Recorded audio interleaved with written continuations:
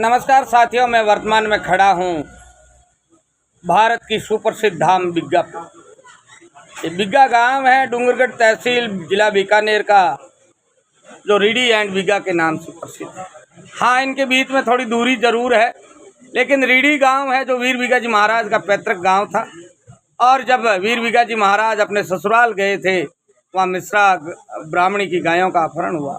तो कोई गांव में योग्य आदमी नहीं मिलने के कारण ब्राह्मणी ने कहा कि हे मेरे सूरवीर, तुझे मेरी गाय की रक्षा करनी होगी। तो वीर बिग्गा जी महाराज ने उनकी बार चढ़े और अदम्य साहस के साथ जहां बैठे हैं, यहाँ ही वीर बिग्गा जी महाराज का अंतिम आत्मोत्सर्ग हुआ, वो शहीदी प्राप्त की। जब वीर बिग्गा जी महाराज की सर है वो धड़ से अलग हो गया, तो माँ पीथल जो जाखड़ों की कुल देवी है, इसमें भी एक बड़ी चीज है। पीतल का मतलब पृथ्वी होता है, धरती होता है, रज होता है, और सामने वाली जाति है उनके पुत्रों की, वो है जाखड़। जा का मतलब जाट या जाव, और खड़ का मतलब धरती। ये मेल है पिता और मेल है माँ और बेटे का, और इसी से बना है जाखड़। मेरे साथ है कृष्ण कुमार जी जाखड़। आप वीर बिग्गा जी मानव सेवा संस्थान के अध्यक्ष भी हैं, और जो वीर बिग्गा जी मानव सेवा संस्थान रजिस्टर्ड भी आपने ही करवाया। राम राम। राम राम। करण कुमार जी, आज 30 साल पहले जगी टेम थे अठे आया, बिल्कुल कोई अठे उजाड़ हो और लोग आवता तो बिल्कुल आपको रोटी पकावता, और आज इतो बड़ो परिवर्तन। श्रीमान जी, मैं जब मेरे बचपन में आता था मेरे पिताजी के साथ, जब उनके साथ आता था, सब अलग अलग मातृ शक्ति आती थी, और जो मातृ शक्ति आती थी वो खाना बनाती थी, मतलब स्वयं खाना बनाती थी। यही प्रक्रिया थी। पहले यहाँ से लकड़ी आसपास से ढूंढ के लाते, फिर लकड़ी जलाते, फिर उससे खाना बनाते। अगर ऐसा नहीं होता तो फिर बिग्गा गांव में किसी के घर जाते और उनके घर खाना खाते, रात को जागरण करते, फिर सुबह खाना फिर बिग्गा गांव में जाके खाते। मतलब प्रसाद वहीं तैयार होती? वही नहीं, यहाँ व्यवस्था थी नहीं। यहाँ टीले थे, रेत थी, और चार दीवारी के नाम से सिर्फ बाड़ थी। अच्छा, कांटे की बाड़ है। और मंदिर बिल्कुल छोटा? मंदिर बहुत छोटा। मंदिर तो यूँ समझो गुमटी जैसा मंदिर था, जो कभी बुजुर्गों ने बनाया होगा। फिर उसके बाद एक छोटा मंदिर और कुछ सालों बाद बना, तो वो उससे थोड़ा सा बड़ा था। प्रभु दादे बनवाए वो? तो वो यूँ है कि एक मूल मंदिर जो था वो छोटा था। तो आ दिमाग में कीकर आई कि एक ट्रस्ट रजिस्ट्रेशन करा और रोजाना के लिए लंगर चलो, जो सरदारा में हुए। आ विचारधारा कठों पैदा हुई? विचारधारा मतलब यहाँ मैं जब आता, पहले मेरे पिताजी के साथ आता, जब मेरी घूमने फिरने की मेरी अपनी आयु हो गई, जब मैं घूमता तो मेरे कुछ साथी ये कहते कि भाई काम कोई करता नहीं है, सिर्फ आके चले जाते हैं जी। और यहाँ जो पहले आते हैं वो बाढ़ से पहले ठीक करते हैं कि गाय अंदर नहीं आ जाए, बकरी अंदर नहीं आ जाए, तो एक व्यवस्था है और ये काम करो। तो मैं भी वो बाड़ बनाने में लग गया। फिर जब बाड़ बन गई तो देखभाल की, तो फिर वो उन्हीं साथियों का, मेरे किशनपुरा से भाई अंतराम जाखड़, तो उन्होंने पहले तो मुझे उल्हाना दिया। वो थोड़े सख्त स्वभाव के आदमी थे, कड़क थे। तो उन्होंने कहा कि यार आते और चले जाते हो, ये तो काम थोड़ा ही है। तो मैंने कहा चलो आप जिस दिन आएंगे मैं भी साथ आ जाऊंगा और अपने साथ काम करेंगे। जो काम करें, तो उन्होंने कहा कि भाई अब ऐसे है, काम ऐसे नहीं चलेगा, इसको सारे को सुव्यवस्थित करें और सुव्यवस्थित करके ट्रस्ट बनाएं। जो ट्रस्ट बन गया तो कुछ दिन चलाया। फिर मैंने कहा देखो ये चार दीवारी, पहले बाढ़ थी, बाढ़ की जगह तार हो गई, कुछ कमरे बन गए। अब आप जानो, आपकी व्यवस्था जाने, मेरा काम पूरा हो गया। उन्होंने कहा नहीं अभी काम पूरा नहीं हुआ, अभी और काम करना है। फिर समय बदलता रहा, चार तार की बजाय पक्की दीवार बन गई चारों तरफ पत्थर की। फिर कमरे और बन गए, करीब 100 कमरे बन गए। जब कमरे ये सब व्यवस्था हुई तो हर आदमी कहता मेरा एक कमरा बनाओ, मेरा एक कमरा बनाओ। तो फिर हमने कहा कि नहीं, अब कमरों को ज़्यादा क्या करेंगे, क्योंकि सबको तो हम रोक नहीं सकते। क्योंकि अगर सारी जो 1 लाख 2 लाख संगत आती है, उसके लिए सब व्यवस्था नहीं हो सकती कमरों की किसी भी सूरत में, हम कुछ भी करें। तो फिर सब ने कहा कि अब मंदिर बनाएं। तो हमने एक मीटिंग रखी जिसमें जोधपुर, गंगानगर, हरियाणा, पंजाब, पूरे एरिया के लोग आए, सब लोगों को बुलाया। 300-400 लोग थे। तो उसमें तय किया भी मंदिर कैसा बनाए। तो मुझे बताया कि चलो मंदिर बनाए, तो मैंने कहा चलो नक्शा बनाता हूँ। तो मैंने साउथ के पैटर्न पे जो सीमेंट का और ईंट बजरी का बनता है वैसा मंदिर का एक नक्शा बनवाया आर्किटेक्ट से साउथ का। अच्छा। तो मात्र करीब 2 करोड़ में बनना था जी। और उसमें साउथ में उसी शैली के मंदिर हैं सारे, आपने देखे दक्षिणी भारत में। दक्षिणी भारत में। तो दक्षिणी भारत में वैसे ही थे। तो वो सबको फिर मैंने नक्शा दिखाया कि भाई ये बन गया, तो आप बताओ। उन्होंने कहा नहीं, पत्थर का बनाएंगे। तो पत्थर का बनाएंगे, ऐसा होना चाहिए। ये बंसीपुर पहाड़ वाला पत्थर के? हाँ, बंसीपुर नहीं, पत्थर का बनाएंगे। और ये कहा कि जो हाईवे है उससे दिखना चाहिए। अच्छा, जो NH11 है, हाँ। जो बीघा होते हुए निकलता है, और ये जगह काफी ढलान में है, वहाँ से बनाना बड़ा डिग्गी हाइट चाहिए। हाँ, ऊंचा चाहिए, दूर से दिखे ऐसा बनना चाहिए। तो पत्थर की सिलेक्शन हुई कि कौन सा पत्थर बनाए।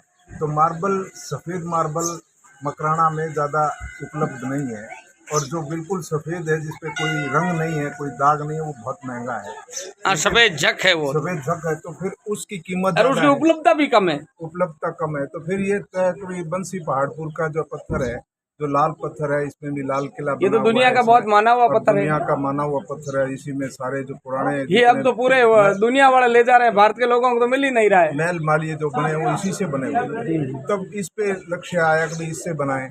फिर इससे बनाए तो फिर हमने कहा कि भाई देखो, पत्थर का मुझे कोई तजुर्बा नहीं है, मैं तो मिट्टी वाला आदमी हूँ, ईंट वीट में काम करते हैं।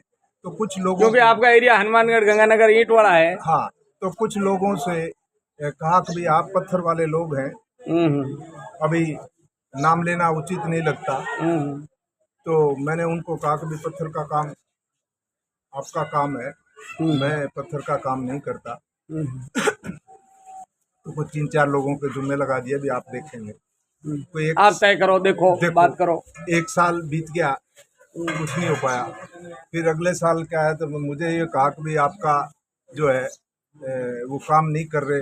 मैंने बहुत बार फोन किया कि भाई आप जाओ, नक्शा वक्शा पास करो, देखो क्या बन। मतलब एक बार ढिलाई में पड़ गया। ढिलाई में पड़ गया। तो फिर कुछ दूसरे समाज के, जाखड़ समाज के SC सुपरिटेंडेंट इंजीनियर, हाँ, रिटायर्ड है। नहीं सर्विस। अच्छा। उनको कहा कि भाई अब आप कोई नक्शा, अच्छा 5 आदमी हैं अच्छे तो जानकार, इंजीनियर लाइन के इंजीनियर, आप बनाओ। तो उन्होंने भी 1 साल निकाल दिया, हलचल नहीं हुई। फिर जो साथी हैं, समाज है, समाज का, मैं समाज का सेवक हूँ, तो मेरा दायित्व है कि समाज की बात सुनूं। तो उन्होंने मुझे औलाना दिया कि आपकी नीयत ठीक नहीं है। हाँ, इतना लंबा वक्त गुजर रहा है, आपने कुछ, इसका मतलब है आप नहीं बनाना चाहते, आप वो 1 करोड़ 2 करोड़ वाला मंदिर बनाना चाहते हैं, और ये बड़ा मंदिर नहीं बनाना चाहते। मैंने कहा नहीं, नीयत पे मत शंका करो। मैंने कहा मेरा काम पूरा हो गया, ट्रस्ट बन गया, काम संचालन हो गया, कोई भी बनाओ, आगे आओ, काम करो। तब उन्होंने कहा नहीं, ये तो आपको ही करना है। मैंने कहा मेरा लक्ष्य है कि तो शिक्षा, स्वास्थ्य और गाय, ये मेरा लक्ष्य है कि मंदिर ज़्यादा बड़ा नहीं बने, लेकिन ये जो शिक्षा है, स्वास्थ्य है, बालिका शिक्षा है, गौ माता है, इनका जरूरत है, तो इस पे काम करें। तब सबने, संगत ने हाथ उठा के कहा कि भाई पहले मंदिर बनाए, और बाकी जो आपका विचार है नहीं, मंदिर तो आपको बनाना ही पड़ेगा, और मंदिर आपको बनाना पड़ेगा, और बाकी सब भी मंदिर पूर्ण होने के बाद करेंगे जी। तो फिर जैसी व्यवस्था बैठी, सब साथी अहमदाबाद गए, 5-7 इंजीनियर से मिले, आर्किटेक्ट से मिले, बहुत सारी छानबीन की। तो जो हमारा अभी जो सोमपुरा है, उसने अभी जो है, यूँ समझो कि भाई अक्षरधाम दिल्ली का नक्शा उसी ने बनाया हुआ है। दिल्ली में अक्षरधाम बहुत अच्छा बना हुआ है, यमुना के किनारे। हाँ, देखा है मैंने। तो वो भी उसी ने बनाया। अब जो है, जितने गेट वाराणसी में जितने गेट बने हुए वो भी उन्होंने बनाए। तो बहुत अच्छा आदमी था, भला आदमी था। हमने कहा कि हमारे ऐसी शैली चाहिए जो पुरातन शैली पे मंदिर हो, और सनातन धर्म के हिसाब से। महाकाल के जो गेट हैं वो भी बनवाए, तो ऐसी शैली पे ही हमने बनाना था। शैली हमें पसंद आ गई, अप्रूव कर दी। फिर काम शुरू कब हुआ? काम शुरू हुआ 2010 में। पहली उगाई के लिए कहाँ गए, किसने पैसे दिए, वही एक रोचक किस्सा है ना। हाँ, वो तो देखो जीवन है, तो किस्से सारे रोचक होते हैं भाई। अब बाड़मेर साइड जा रहे थे, यूं लगा सबका कहा कि भाई दादा में आस्था जो है बाड़मेर जोधपुर की तरफ ज्यादा है जी। तो हमने कहा कि चलो फिर जहाँ आस्था ज्यादा है वहीं पहली बार मांगने के लिए निकले। पहली बार, और उससे पहले हमने तय कर दिया था कि कोई पैसा मांगने नहीं जाएगा। अच्छा। पहले ऐसी यहाँ व्यवस्था बन रखी थी, कभी कोई पैसा मांगने चला जाता, कभी कोई हाँ वो जाता, थोड़ी गड़बड़ सड़बड़ तो थी पहले, कभी ले आता और खा जाता और वो थी। पंडित मांगने चले जाते, स्वामी दूसरा है थे। कोई स्वामी थे, दूसरे लोग थे मांगने के लिए। थोड़ी वो छवि खराब हुई थी एक बार। व्यवस्था उससे छिन भिन होगी, तो हमने सबको कहा भी पैसा किसी को देना अब नहीं, तो ट्रस्ट भी रजिस्ट्रेशन था, पैसा देना ही नहीं है किसी को जो हाँ, मना मांगे। किया हुआ तो था, हर मेले में ऐलान होता। हर मेले में ऐलान, तो हम खुद गए तो फिर यूं लगा कब क्या करें, क्योंकि पैसा लाना है तो मांग के ही लाना पड़ेगा। और मैं ये मानता हूँ पैसा मांगना सबसे कष्टदायक काम है, क्योंकि हाथ आगे करना, क्योंकि मतलब जीवन में इससे यूं लगता है कि जो देने वाला है वो ये सोचता है कि पता नहीं क्या करेंगे, लेकिन जब पैसा एक दिन निकल गया, दूसरा दिन निकल गया, जगह बहुत घूमे, खाना वाना अच्छा खिलाया सभी जाखड़ बंधुओं ने, लेकिन पैसा नहीं मिला, तो मैं यूं लगा कि जैसे कहते हैं बोनी ठीक नहीं हुई। हाँ बोनी हकरी हुई कौन। हाँ नहीं हुई नहीं, हकरी छोड़ो, हुई नहीं। जब बोनी नहीं हुई तो यूं लगा कि अब क्या करें, यूं सोच रहे थे कि भाई चलो, रास्ते में पूछा कि यार कोई इधर जाखड़ों का घर है क्या, बोला हाँ है, तो हम चले गए उनके घर के आगे। उन्होंने बड़े बुजुर्गों ने, जो युवा साथी थे, बड़ी सेवा हुआ की, लाड गोड करिया, चाय वाय पिलाई। तो हमने फिर आने का बताया कि भाई हाथ जोड़े पैसे दो, ये करो वो करो, मंदिर बनाना है। तो उन्होंने कहा जी हाँ जी जरूर करेंगे। तो हम फिर खाली हाथ वहाँ से निकले। क्या करें, निकलना ही था। जब निकले, जब नीचे उतर गए उनके घर से बाहर, गाड़ी में बैठने लगे, एक बुजुर्ग आदमी थे, शायद उसी के गांव के या उनके परिवार के। फिर दादाजी प्रकट हो गए। तो फिर उन्होंने जेब में से, जो अंदर से निकालते हैं ना जी, हाँ, अंदर एक जेब होती है, यूं आड़ी जेब होती है, आड़ी जेब बनियान में होती है, वो बनियान में, तो उसको ढूंढने प्लास्टिक में। तो मुझे लगा कि बुजुर्ग आदमी कुछ पैसे निकाल रहा है। हाँ। तो मैं रुक गया बाकी गाड़ी में बैठ के। तो बाबा ये ने भीम जी सब साथ में थे। हाँ, ये गाड़ी में बैठ गए। तो बाबा ने, मुझे आलस्य थी कि बाबा कुछ निकाल के देगा। तो 100 रुपए निकाले, तो बाबा को कहा बाबा 100 रुपए की तहसील ही नहीं करते, अभी तो बोली नहीं हुई। वो बोले थे ज्यादा देने वाले तो पैसा, आप बैठे थे ना जवानों के, उनसे ले लेते। मेरे पास तो 100 रुपया लेना है तो ले लो, नहीं तो भैया मेरे पास इतना ही है। तो हमने कहा कि रसीद नहीं देंगे। उन्होंने कहा नहीं रसीद मत दो बेटा, तो आप ले जाओ। मैं थे बॉन्डर ले लिया। तो फिर हमने कहा कि भाई ले लो और इसे डायरी में रखो, चलो बोनी थी 100 की हुई। और उसके 1 घंटे बाद ही हमें 5 लाख रुपए मिले। मतलब दादाजी महाराष्ट्र में प्रकट हुए और उन्होंने बोनी भी अपने हाथ से कराई, रुपए आने शुरू हो गए। फिर कभी पीछे मुड़ के देखा? नहीं, कभी नहीं देखा। नहीं, पीछे अभी जैसे मंदिर की प्राण प्रतिष्ठा का काम चला, तब भी यूं लगा, बहुत बार जैसे बात की, भीम जी पैसे कितने हैं, पत्थर लाने कितने पैसे हैं, वही बताओ। ये प्राण प्रतिष्ठा वाला जो कार्यक्रम हुआ, ये राजस्थान के गिने चुने जो बड़े कार्यक्रम उनमें हुआ। यूं पूछा कि भाई पैसे पत्थर लाने हैं, मगधी करे मैं बाड़मेर से आ जाऊंगा, वो करे इधर से आ जाऊंगा। जब किशनगढ़ गए तो जब पल्ले पैसा ही नहीं, तो इन्हों का पैसा तो है ही नहीं। अरे मैंने कहा यार काम करें, पैसा आएगा, दादा देगा पैसे, तो आप चिंता मत करो। मतलब दादाजी माते थारो पक्को भरोसो करो, अटूट मतलब कह दियो जो होगियो नहीं, वही करने वाला था। अच्छा भाई वीर जी बैठे हैं, आपने फोटो वोटो ली है, उनसे ये कहने लगे पैसा है ही नहीं। मैंने कहा तुम तो लगे रहो, पैसे पैदा होंगे, नहीं ज्यादा देगा।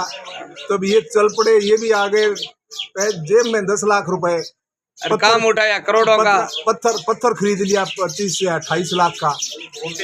तो फिर अब सोचे क्या करें। तो फिर जो पत्थर जिससे लिया उसकी थोड़ी सी मेहनत की कि यार पैसा तुझे दे देंगे जल्दी, तो धीरे धीरे भेज पत्थर। तो उसने पत्थर भेजा, इतने में दादा की बड़ी अपार कृपा हुई, खट से पैसे आ गए। मतलब पैसा आना हरू गया। हाँ, और नहीं आते ही रहे। और यूं समझो जब 6 महीने में प्राण प्रतिष्ठा की तारीख तय हुई मेले में, और उसके बाद जो 22 फरवरी 2024 में प्राण प्रतिष्ठा की तारीख निश्चित होगी, उससे पहले जो पैसा था वो कम था। लेकिन जैसा बात हुई, जैसी जैसी चर्चा रही, तो ये करेगा, क्योंकि यहाँ 200-250 आदमी काम कर रहे थे, रोज पैसा लगता था। वेद जी कैसे है, पैसा नहीं। मैंने कहा आप तो चलते रहो, पैसा आ जाएगा। तो रोज 10 लाख की जरूरत होती, 10 लाख आ जाता, 5 की जरूरत होती, 5 आ जाता। कभी मंदिर ऐसा नहीं हुआ कभी आज पैसा नहीं है काम रुका।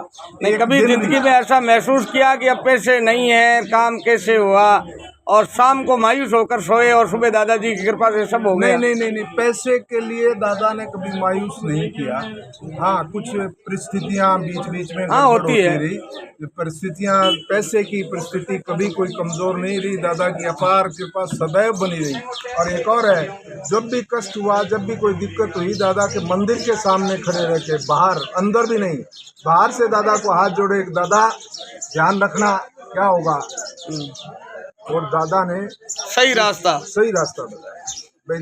जो चलते चलते बहुत सारी विपदाएं आई मंदिर, लेकिन दादा के वहाँ चुपचाप दरवाजे के आगे खड़े होकर हाथ जोड़ा। दादा की गलती होगी क्या, हमें सद्बुद्धि दो, सबको सद्बुद्धि दो। मंदिर बन गया, मंदिर और भी बनते हैं, लेकिन जहाँ बैठे हैं यहाँ जमीन नहीं थी। शुरुआत में कितना बीघे जमीन थी यहाँ सारी पहले 18 बीघे थी, फिर 1 बीघा जमीन खरीदी, फिर अब आपने कितने बीघे जमीन खरीद चुके हैं? 11 बीघा खरीदी, फिर 1 बीघा और खरीदी, फिर 36 बीघे खरीदी, फिर 4 बीघे खरीदी।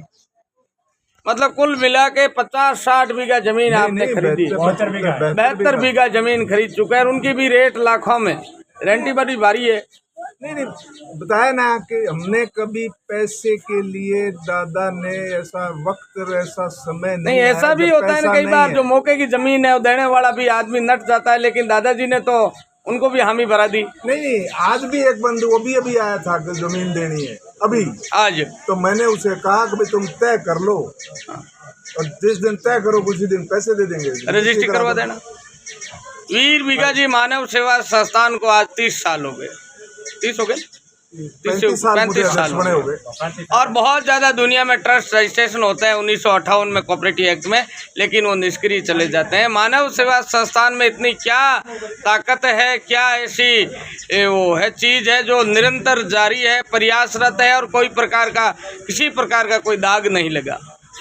ये तो कोई, मैं ये कहूँ कि मैं या मेरी टीम या मेरे साथी, उनसे यूँ लगा कि भाई उन्हीं से कुछ लाभ हुआ, या वो उन्होंने कहा कि भाई हमने कर दिया, ऐसा नहीं है। तो दादा की अपार कृपा और स्नेह और आशीर्वाद सदैव बना रहता है। जब भी कोई विपदा आई, जैसे भी आई, पैसे की तो कभी आई नहीं, बाकी भी अगर बाकी भी कोई आई तो उसका दादा उसी वक्त हल करता है, बिना किसी देर के, बिना किसी काम के। और दादा को जो कुछ अच्छा नहीं, मंदिर बन गया, प्राण प्रतिष्ठा हो गई, जमीन हो गई, और अभी नया रसोई के लिए टीन शेड लग गया। हवन कुंड था वो पहले छप्पर का था, उसको बड़ा हाईटेक तरीके से बना दिया। अब वीर बीघा जी मानव सेवा संस्थान बिग्गा की आगे की क्या स्कीम है? अभी हमने जब प्राण प्रतिष्ठा की समय रखा था वो निश्चित और कम समय था, बिल्कुल थोड़े समय में, लेकिन हमने ये कहा अंदर कोई काम ऐसा नहीं रहे जो बकाया हो। मंदिर के अंदर मूर्ति प्रतिष्ठा में, गुंबज में, उसमें कोई चीज़ें ऐसी नहीं रही, कम रही, वो सब संपूर्ण हो जाए, उसी का लक्ष्य रखा। लेकिन बाहर की कुछ चीज़ें जो है ना, जैसे बाहर का फर्श बाकी है, बाहर की रेलिंग बाकी है, अभी यहाँ गजीबो बनना है, तो वो जो है वो, ये गजीबो क्या है? मैं यूँ समझो कि झोंपड़ी है पत्थर की, कार्विंग। तोरण है। नहीं, अच्छा, तोरण और छतरियाँ बनेगी। तोरण तो लग गए, छतरियाँ मंदिर के ऊपर बननी है। अच्छा, कितने छतरियाँ बनेगी? अच्छा, वो अलग अलग गुमटियाँ बनती है, जगह ना आप मारवाड़ी गुमटी के वहाँ। अच्छा, वो मतलब अब जो है दादा के मंदिर के शोभा बढ़े। अच्छा, 4 चांद लगे, और उसमें 4 जन बार का शो, उसी पे काम बाकी है। और उसकी जब वो इच्छा पूरी हुई, मंदिर इतना भव्य और इतनी हाइट बढ़िया के एनएच से 11 आदमी दिखन डूबी, तो कितनी खुशी हुई। और एक और आपको सुन के और आपको अच्छा लगेगा, और सभी मेरे श्रोता जो देखेंगे उनको भी अच्छा लगे। हमने मंदिर पूर्णतया वास्तु के हिसाब से बनाया है। अच्छा। वास्तु के हिसाब से मंदिर की ऊंचाई है, वास्तु के चारों पाए सेट करके वास्तु, मूर्ति कहाँ स्थापित होनी है इसकी भी वास्तु का है, साइज क्या होगा इसका भी वास्तु का है, यज्ञशाला कहाँ होगा इसकी भी वास्तु का है। कोई चीज ऐसी, हर चीज पूर्व निर्धारित थी और डिजाइन था पूरे का कि भाई यहीं बनना है, तो उसी हिसाब से बना है। यदि कहीं 6 mm का पत्थर लगना था तो वहाँ 6 mm का ही लगा, दूसरा नहीं। कोई जो इनिशियली जो शुरुआत में जो नक्शा बना उसमें सेंटीमीटर का भी फर्क नहीं। इतना बड़ा काम, इतना बड़ा प्रोजेक्ट जिसको डील करते हैं, चलाते हैं, कुछ आवाज़ें नहीं उठती, कुछ ऐसी समस्याएं नहीं होती। ये तो जीवन है, कोई काम करता है तो मेरे साथियों को सबको मैंने कहा हुआ है कि आपको कोई ये नहीं कहेगा आपने अच्छा काम किया, आप ये नहीं, लेकिन कभी दिमाग में ऐसा नहीं आई कि यार इतना अच्छा काम कर रहे हैं फिर भी लोग चक चक कर रहे हैं, ऐसा नहीं क्या है। फर्क पड़ता है? काम करने वाला कोई रोकते हैं लोग, जो काम नहीं करे उससे कोई पूछता ही नहीं, उसको कोई टोकेगा ही नहीं। कौन पूछता है? भाई जो काम जो करेगा ना उसी में नुक्स निकलते हैं, जो करता ही नहीं है उसमें क्या। कुछ लोग ऐसी बात कर रहे हैं कि ट्रस्ट आज 35 साल पहले बना, ट्रस्ट में कुछ सदस्य फौत हो गए, नया कुछ नहीं हुआ, नए सदस्य नहीं लिए गए। ऐसा है, खैर ये तो चर्चाएं हैं, चर्चाएं चलती रहती हैं, चलनी चाहिए, और चर्चा से एक लाभ होता है कि निखार आता है। जब कोई आदमी चर्चा करता है उसमें यूँ लगता है कि शायद हम में कमी नहीं, और कमी है तो दूर करें।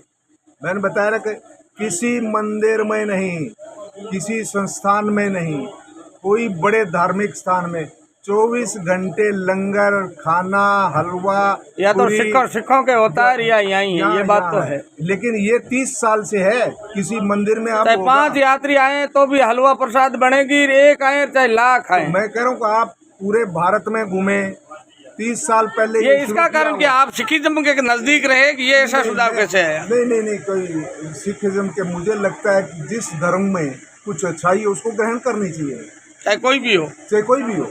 उसमें अच्छाई है कि सफाई करना, साफ रहना, सबको लंगर खिलाना।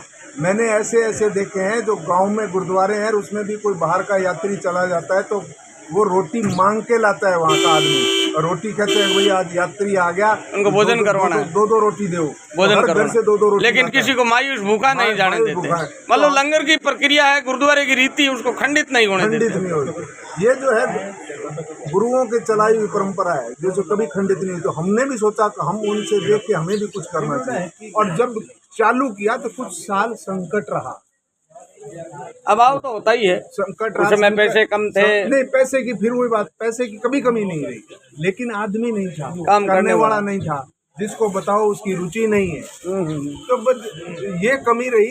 लेकिन वो अब यूँ समझो कि जब मेला होता है तो वॉलंटियर लाखों लोग हैं, कृष्ण कुमार अध्यक्ष मानव सेवा संस्थान में अभी भी वो ताकत है कि इनको कई साल यूं ही चलाते रहेंगे? नहीं, मेरे में कोई ताकत नहीं, ना अब ताकत है ना पहले ताकत थी। ताकत सिर्फ वीर बीगाजी में है, बीगाजी की ताकत है, दादा का आशीर्वाद है।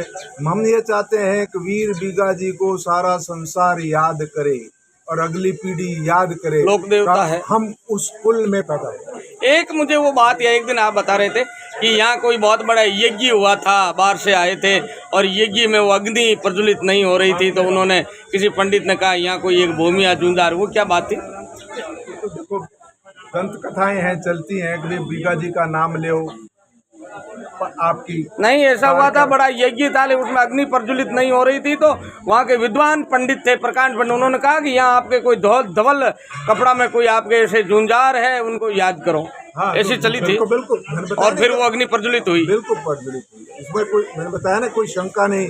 हर आदमी जो आस लेके, जो उम्मीद लेके, अभी कल ही एक साथी आया, उसका नया ट्रक लेके खो गया था, नया ट्रक लिया उसने ट्रक लेते ही 40,000 की रसीद फोन से कटवाई, और उसका ट्रक कोई चोर ले गया, और उसने दादा की वोट ली, और उसने ये कहा कि मेरा ट्रक दादा कृष्ण कुमार जाखड़ मिलना चाहिए। तो उसका ट्रक जो शराब से लदा हुआ बनारस में मिला, और वो कल लेके आया, उसने फिर 11,000 रुपए दिए। कृष्ण कुमार जाखड़ ढाबा हनुमानगढ़ धोरारी धरती में आवे, जट किन्नू हुए, संतरा हुए भी धरतियों डूंगरगढ़ आवे, और वीर बीगाजी मानव सेवा संस्थान रजिस्ट्रेशन करे, सिर्फ 4 या 6 आदमी। इतो बड़ो करोड़ों मंदिर, इतनी बड़ी संस्था और इतो बड़ो डेरो, कितनी बड़ी खुशी की अनुभूति हुई, कुछ कल्पना नहीं कर सकते। और जो नया आदमी आता है, जो उसे अंदाजा नहीं, वो भी अगर आता है तो उसकी भी कल्पना से बाहर है। और जिन्होंने मंदिर जब बनना शुरू हुआ और जब नींव खुदी, नींव में हमें 2-3 साल लग गए, क्योंकि 27 फुट गहरी नींव थी जो पत्थर और सीमेंट भर के बाहर लाए 27 फुट में। अच्छा, मतलब लिंटेड 27 फुट थी। हाँ, तो 27 फुट थी तो और इसका नींव रखने के लिए जाखड़ साहब आए थे।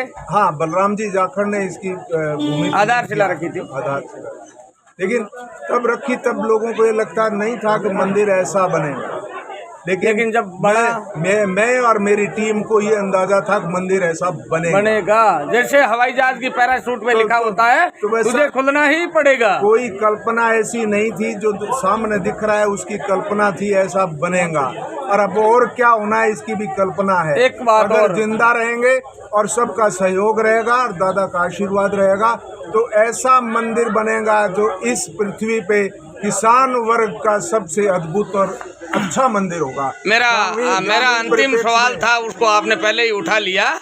मैं चाहता हूँ, अब क्या चीज बाकी रही है? कोई हॉस्टल बाकी रहा, शिक्षण कार्य बाकी रहा, अब आगे की क्या प्लान है जो कृष्ण कुमार जी चाहते हैं कि मैं इसको भी करके जाऊं? देखो, हमने कोई प्लान नहीं किया कभी भी, दादा मार्गदर्शन करता है वही प्लानिंग है। दादा ने सोच लिया कि ये बनाना है, और हमने दादा ने सपने में आए, दादा ने बताया ये करो, वो सबसे भाइयों से राय करते नहीं, दिमाग की तो उपज है दादाजी, कोई टेलीफोन थोड़ा ही करते हैं जी। टेलीफोन ही करते हैं दादा टेलीफोन करते हैं। मैं इनकी मदर बीमार होगी, ये कह रहे मैं घर जा रहा हूँ, तो मैंने कहा दादा के पास चलें, हाथ जोड़ें दोनों, भाई बुढ़िया को किसी तरह से ठीक कर दो तो काम पूरा हो जाए यहाँ का, और ठीक होगी।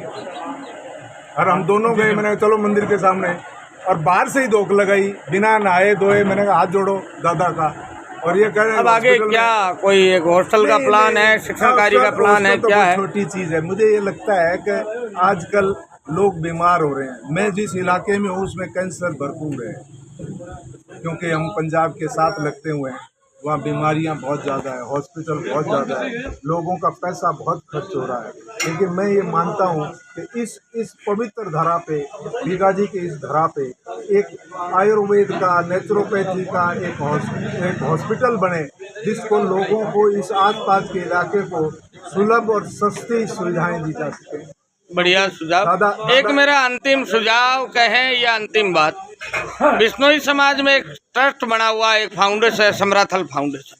उस फाउंडेशन में पढ़े लिखे विद्वान लोग, आप जैसे बुद्धिजीवी लोग हैं, जो भी बच्चा पीएमटी में सिलेक्टेड होता है, आरएस प्री में होता है, मैन में होता है, यदि किसी की स्थिति कमजोर है तो समराथल फाउंडेशन उसकी मदद करता है पूरी एजुकेशन की। और जब बच्चा आईएएस बनता है, आरएस बनता है, डॉक्टर बनता है, तो पूरे जितने पैसे हैं उनकी बॉन्ड भरा जाता है, भरपाई करता है। क्यों नहीं एक ऐसा, आपने बहुत बढ़िया मंदिर बनाया, आप जाखड़ समाज के गौरव है, हम मानते हैं कि हमें आपने साथ लेकर चले और बिल्कुल लक्ष्य तक पहुंचाया। एक ऐसा फाउंडेशन बने बीगा जी के नाम से, जो जाखड़ परिवार के बच्चे हैं, जो गरीब हैं, जो अच्छे उसमें क्वालिटी है, और यदि उनको शिक्षा में सहारा मिले तो ये समाज के लिए अच्छा होगा। एक तो एक शब्द जो ये कहा तो भाई जाखड़ों का लड़का या जाखड़ों का, हम हमारे दादा को, हमें तो गर्व है कि हम स्कूल में पैदा हुए, लेकिन अब हमारे दादा को जाखड़ों का नहीं, हम दादा नहीं, दादाजी लोक देवता है, लोक देवता वीर बीगा जी महाराज लोक देवता है। मैं बात फाउंडेशन की कर रहा हूँ। मैं क्या कर रहा हूँ, 36 कौम के लोग आए, ऐसी उम्मीद करता हूँ और ऐसी आशा रखता हूँ, क्योंकि ये भी तय है कि जितना पैसा लिया, जितना पैसा दान में आया, हमने सब जाखड़ों से ही मांगा और जाखड़ों ने ही दिया। लेकिन अब जब मंदिर की प्राण प्रतिष्ठा हो चुकी है, तब ये मंदिर अब जाखड़ों का नहीं है। बहुत बहुत धन्यवाद कृष्ण कुमार जी जाखड़ साहब। एक मिनट, लोक देवता का मंदिर है, सबका मंदिर है। लेकिन एक और बात है, जिस साथी ने हमें पैसा देने की इच्छा 36 कौम में की, उसका पैसा भी हमने लिया, लेकिन उसकी इच्छा थी, उसका कोई काम हो गया संपूर्ण दादा की मेहरबानी से, तो उसने हमें पैसा दिया, तो वो हमने लिया। और रहा ये एक, आपने जैसे फाउंडेशन की बात की, मैं 1972 में एक ट्रस्ट का, स्वामी केशवानंद चैरिटेबल ट्रस्ट है, उसका फाउंडर ट्रस्टी हूँ, और ये 1972 में रजिस्टर था। और जब मेरी उम्र मात्र 22 साल थी, और उसमें जो है उस वक्त हमारा टारगेट था कि हमारे पास 5 करोड़ रुपया हो, और हमने उस 5 करोड़ रुपया इकट्ठा किया और हमने उस 5 करोड़ की छात्रवृत्ति देते थे, जैसे आपने बताया वो फाउंडेशन यही काम करता था, गांव के बच्चों को, गरीब बच्चों को पढ़ाना, शिक्षा देना और उसके आईएएस, आरपीएस और सारी ट्रेनिंग देना और जो एडमिशन हो जाए तो उसकी फीस देना, ये हमारा दायित्व था। लेकिन अब जो है क्योंकि बहुत सारे व्यवस्थाएं चल रही है, आपने शिक्षा में एक पहले था, कभी आज एक और मुद्दे पे मैं आपको कही दूँ, पहले मेरा मन था कि नारी शिक्षा पे बात करें, नारी शिक्षा का यहाँ हो, लेकिन आजकल व्यवस्था जब देखते हैं मेरी माँ बेटी की और जैसे समाज में व्यवस्था चल रही है तो इससे घबराहट होने लगती है, कौन चलाएगा, कैसे चलाएगा। आप जैसे बुद्धिजीवी लोग यदि इस चीज में घबराहट करेंगे तो फिर करेगा कौन? नहीं करेगा तो ये मारवाड़ है, पश्चिमी राजस्थान, या शिक्षा का अभाव है? नहीं, सुनो, अब हम क्या करेंगे, हमारे ये है कि भाई दादा ने एकमात्र वीर बीगाजी ऐसा देवता हुए, ऐसे इंसान हुए जाखड़ कुल में हुए जिन्होंने गाय के लिए बलिदान दिया। इस संसार में गाय के रक्षा के लिए किसी ने बलिदान नहीं दिया, किसी कारणवश बलिदान दिया, बलिदान भी वो 12वीं सदी में, और उस समय उस वर्ष में उन्होंने बलिदान दिया और गाय की रक्षा के लिए। अब गाय माता, गौ माता सब लोग बाकी जितने भी देवता है, पाबू जी, हड़बू जी, रामदेव जी, जुंजार जी, सब 15वीं सदी के बाद हुए। वीर बीगाजी महाराज का बलिदान 12वीं सदी के लास्ट में हुआ। उस समय तो हिंदुस्तान बहुत बड़े आक्रांताओं से घिरे हुए थे, लेकिन वो भी गाय के लिए। बिल्कुल। तो ये अद्भुत है। तो हमें एक लक्ष्य तो गाय का है ही हमारा, अच्छी गौशाला हो, गौ संवर्धन हो, देसी गाय की बचत हो। रही शिक्षा की बात, तो उसमें हमने जैसे आपने बताया ये रूप बदला कि भी जो बच्चा आज खेलना चाहता है, गेम में जाना चाहता है, शिक्षा प्राप्त करना चाहता है, उसकी मदद हमें करनी चाहिए। लेकिन क्योंकि ये अभी जो मंदिर की, जैसे मैंने बताया कि बाहर की सज्जा बाकी है, अगर मंदिर की बाहर की सज्जा संपूर्ण हो जाएगी तो जो आपने बताया शिक्षा पे बात करना, गौशाला बात करना, तो अगली बात इसी पे करेंगे। लेकिन बिल्कुल। जब तक वो नहीं हो, जब तक मंदिर का संपूर्ण नहीं हो जाए, दूसरी बात करना उचित नहीं लगता, क्योंकि इतने एक साथ काम नहीं किए जा सकते। बिल्कुल, धन्यवाद कृष्ण कुमार जी जाखड़ साहब, आपने जो मेरा सुझाव था फाउंडेशन का उस पर अच्छा विचार किया। और मुझे आशा ही नहीं, पूरी अपेक्षा भी है कि भविष्य में यहाँ एक वीर बीगाजी फाउंडेशन होगा जो गरीब बच्चों की मदद करेंगे। आने वाले समय में ऐसा भी मौका आएगा जब बच्चे कहेंगे कि मैं वीर बीगाजी जो फाउंडेशन है उनके सहयोग से आज कलेक्टर बना हूँ, मैं एसडीएम बना हूँ, मैं डॉक्टर बना हूँ, मैं इंजीनियर बना हूँ। इसी आशा के साथ मांगीलाल जाखड़, वीर बीगाजी मंदिर, बिग्गा।